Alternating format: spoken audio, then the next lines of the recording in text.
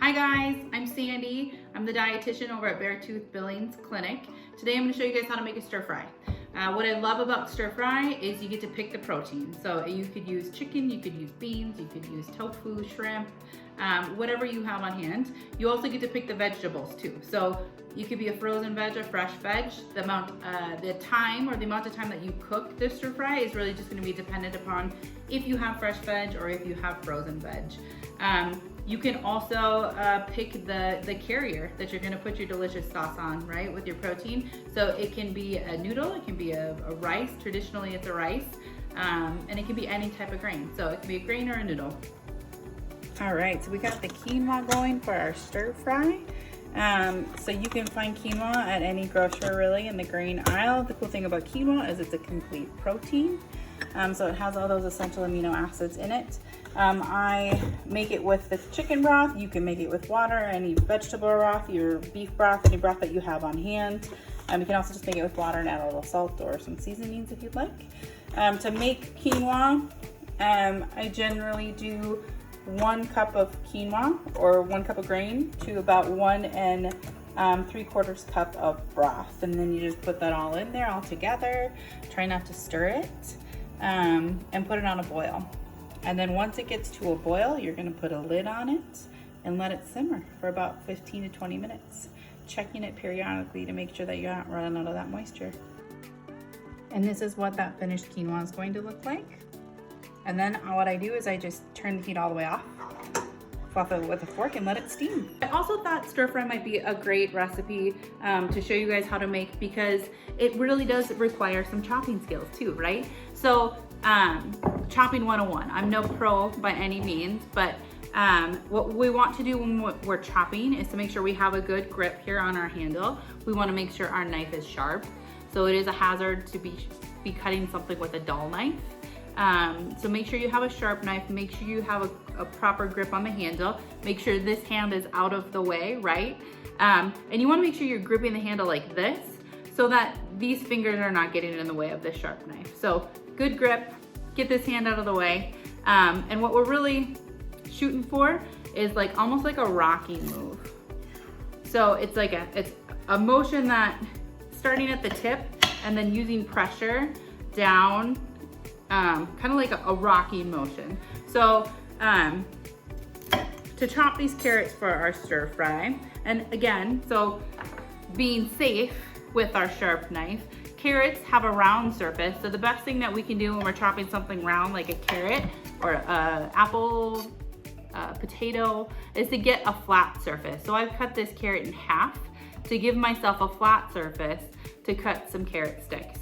So trying to keep your best to keep these fingers out of the way, starting with pressure at the tip and then that rocking motion. All right, so some of the veggies that I'm gonna throw in my stir fry today are just veggies that I have on hand. So I've got these carrots that I'm gonna cut up and throw in there. I have got some broccoli that needs to get used. Stir fry is also a good recipe, just like if you're looking in your fridge and you see a lot of produce that might be wilty or it needs to get eaten quickly. Stir fry is a good recipe for that. I have some bell peppers. This orange one is looking a little shrivelly. So this is a good time to get it into a stir fry and get it eaten. I also have some garlic. I buy both, like the cloves of garlic and then also these neat little pre-chopped garlic that are stored in olive oil. This is really just a time-saving convenience for me, but then I also chop up those cloves that I buy and I just shove them right in there. And then I also have ginger. So I like stir fry as a recipe to kind of introduce people to different veggies that they might not normally eat. Ginger might be something that you might not normally use all the time. When people are going to the grocery store and they're like, well, why do I want to buy this big thing of ginger? You know, I'm never going to use it again. You don't have to buy this big thing of ginger. So breaking it in half when you're at the grocery store and just buying what you need. How to use ginger. So I like to use ginger, or I like to prepare ginger first by skinning it. So washing it, make sure you're washing all your veg first before you use it. And then skinning it kind of like a potato. So you want to get this brown skin off of it. And it does it has a wonderful smell, but it also has like this fibrous texture to it. So it can be kind of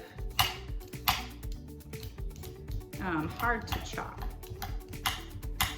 So you want to get all that skin off, and then get any little ends off that you don't want.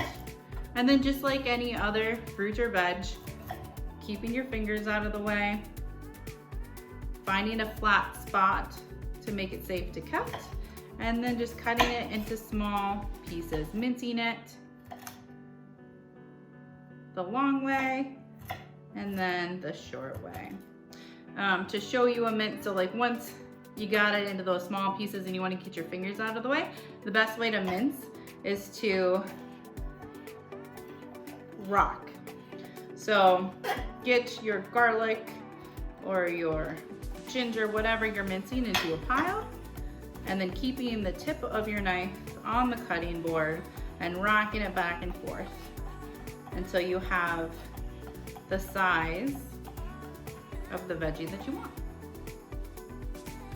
So the first thing you want to do is get this cornstarch all mixed up. So 1 tablespoon of cornstarch and 2 tablespoons of cold water. You want to get that all mixed up, and then you can add the rest of the ingredients for your stir-fry sauce. And so now we've got our honey and our soy sauce and our sesame oil, our chicken broth. We're gonna get that all in, and we're gonna get that all whisked up, and then be all ready to go. Dump on top of your sauteed veggies of choice.